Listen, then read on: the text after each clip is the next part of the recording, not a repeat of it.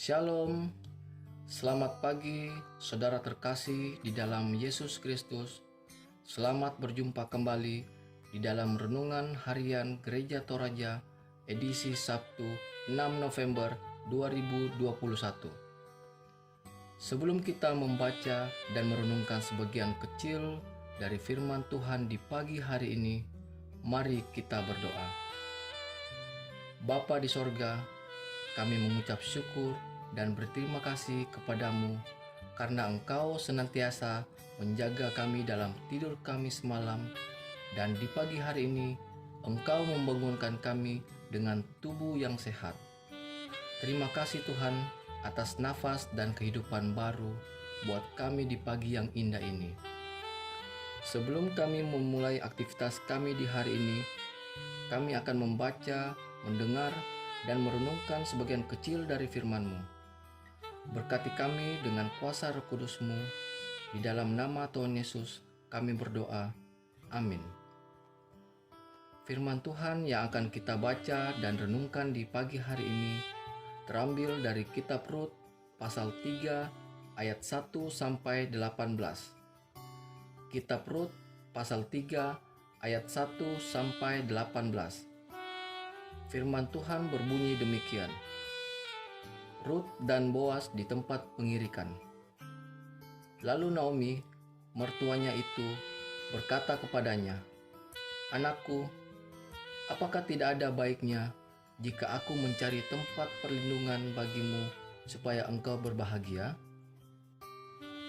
Maka sekarang, bukankah Boas yang pengerja-pengerjanya perempuan telah kau temani itu adalah sanak kita? Dia pada malam ini menampi jelai di tempat pengirikan. Maka mandilah dan beruraplah. Pakailah pakaian bagusmu dan pergilah ke tempat pengirikan itu. Tetapi janganlah engkau ketahuan kepada orang itu sebelum ia selesai makan dan minum. Jika ia membaringkan diri tidur, haruslah engkau perhatikan baik-baik tempat ia berbaring. Kemudian datanglah dekat, singkapkanlah selimut dari kakinya, dan berbaringlah di sana. Maka ia akan memberitahukan kepadamu apa yang harus kau lakukan." Lalu kata Rut kepadanya, "Segala yang engkau katakan itu akan kulakukan." Sesudah itu, pergilah ia ke tempat pengirikan, dan dilakukannya tepat seperti yang diperintahkan mertuanya kepadanya. Setelah Boas habis makan dan minum dan hatinya gembira, datanglah ia untuk membaringkan diri tidur pada ujung timbunan jelai itu. Kemudian datanglah perempuan itu dekat dengan diam-diam. Disingkapkannyalah selimut dari kaki Boas dan berbaringlah ia di situ. Pada waktu tengah malam, dengan terkejut terjagalah orang itu, lalu meraba-raba ke sekelilingnya. Dan ternyata ada seorang perempuan berbaring di sebelah kakinya. Bertanyalah ia, "Siapakah engkau ini?" Jawabnya, "Aku Rut, hambamu. Kembangkanlah kiranya sayapmu melindungi hambamu ini. Sebab engkaulah seorang kaum yang wajib menebus kami." Lalu katanya, "Diberkatinyalah kiranya engkau oleh Tuhan, ya anakku. Sekarang engkau menunjukkan kasih-Mu lebih nyata lagi daripada yang pertama kali itu, karena engkau tidak mengejar-ngejar orang muda, baik yang miskin maupun yang kaya. Oleh sebab itu, anakku, janganlah takut. Segala yang kau katakan itu akan kulakukan kepadamu. Sebab setiap orang dalam kota kami tahu bahwa engkau seorang perempuan baik-baik. Maka sekarang memang aku seorang kaum yang wajib menebus, tetapi walaupun demikian masih ada lagi seorang penebus yang lebih dekat daripadaku. Tinggallah di sini malam ini dan besok pagi. Jika ia mau menebus engkau, baik, biarlah ia menebus. Tetapi jika ia tidak suka menebus engkau, maka akulah yang akan menebus engkau, Demi Tuhan yang hidup, berbaring sajalah, tidur sampai pagi. Jadi berbaringlah ia, tidur di sebelah kakinya sampai pagi. Lalu bangunlah ia, sebelum orang dapat kenal mengenal. Sebab kata Boas, janganlah diketahui orang bahwa seorang perempuan datang ke tempat pengirikan. Lagi katanya, berikanlah selendang yang engkau pakai itu dan tadakanlah itu. Lalu ditadakannya selendang itu. Kemudian ditakarnyalah 6 takar jelai ke dalam selendang itu. Sesudah itu, pergilah Boas ke kota. Setelah perempuan itu sampai kepada mertuanya, berkatalah mertuanya itu, "Bagaimana anakku?" Lalu diceritakannya semua yang dilakukan orang itu kepadanya, serta berkata, "Yang 6 takar jelai ini diberikannya kepadaku. Sebab katanya, engkau tidak boleh pulang kepada mertuamu dengan tangan hampa." Lalu kata mertuanya itu, "Duduk sajalah menanti, anakku, sampai engkau mengetahui bagaimana kesudahan perkara itu.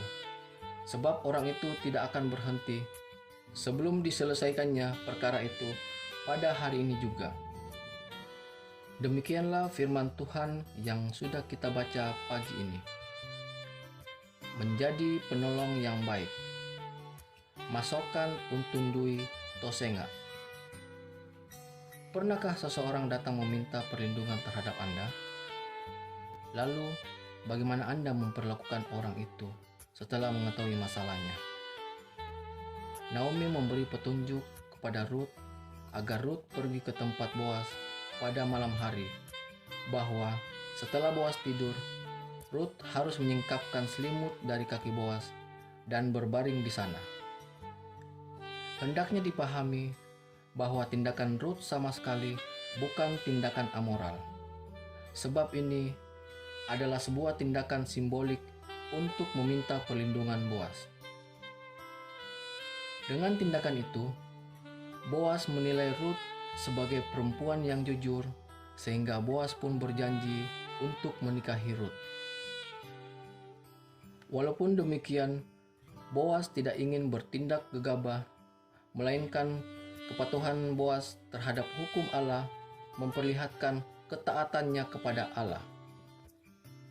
Boas tidak sembarangan mengambil keputusan dengan semata-mata karena hasrat yang ingin segera terpenuhi, melainkan Boas mempertimbangkan apakah sudah sesuai dengan keadaan yang berlaku saat itu.